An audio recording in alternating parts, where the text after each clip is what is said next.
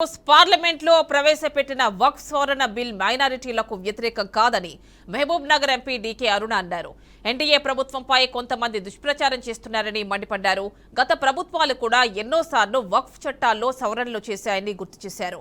సంగారెడ్డి జిల్లా జకీరాబాద్ లో వక్ఫ్ భూబాధిత రైతుల ముఖాముఖి సమావేశానికి ముఖ్య అతిథిగా మహబూబ్ నగర్ ఎంపీ డీకే అరుణ హాజరయ్యారు.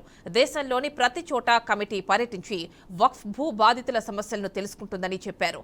దీంతో త్వరలో తెలంగాణ రాష్ట్రంలో కూడా కమిటీ పర్యటన ఉంటుందన్నారు. తెలంగాణలో 80,000 ఎకరాల వక్ఫ్ భూమి ఉందని చెప్పారు.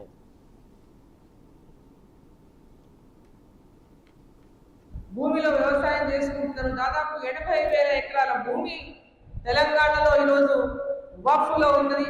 దాంట్లో అగ్రికల్చర్ ల్యాండ్ ఎక్కువ ఉంది. దాదాపు 77,000 ఎకరాల అగ్రికల్చర్ వ్యవసాయ భూమి ఈరోజు వక్ఫ్లో ఉన్నది. ఇప్పుడు ఏంటంటే భారతీయ జనతా పార్టీ ఎన్డీఏ ప్రభుత్వం అధికారంలో ఉంది కాబట్టి ఇదేదో ముస్లింలకు వ్యతిరేకంగా చేస్తా ఉన్నటువంటి ఒక ప్రచారం ప్రత్యేకంగా తీసుకెళ్లేటటువంటి ప్రయత్నం చేస్తా ఉన్నారు కొందరు. అది ఏ మాత్రం కూడా వాస్తవం కాదని చెప్పి సందర్భంగా నేను మీకు అందరికీ కూడా తెలియజేయదలుచుకున్నా. చాలా తప్పుడు ప్రచారం జరుగుతూ ఉంది సోషల్ మీడియాలో.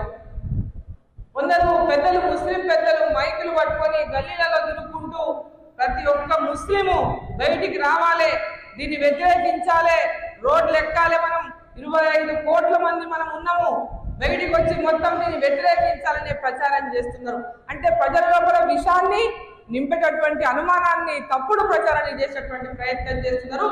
ఇక్కడ భారతదేశంలో ఉన్న ప్రతి ఒక్కరము కుల మత భేదాలు లేకుండా కలిసి ఉన్నాము, కలిసి ఉంటాము. ఏ ఒక్కరికి కూడా ఎలాంటి రకంగా కూడా అన్యాయం చేసేటటువంటి విధంగా ఏ ప్రభుత్వం వివరించలేదు, అదేవిధంగా ఎన్డీఏ ప్రభుత్వం కూడా వివరించదని చెప్పి ఈ సందర్భంగా నేను తెలియజేస్తాను.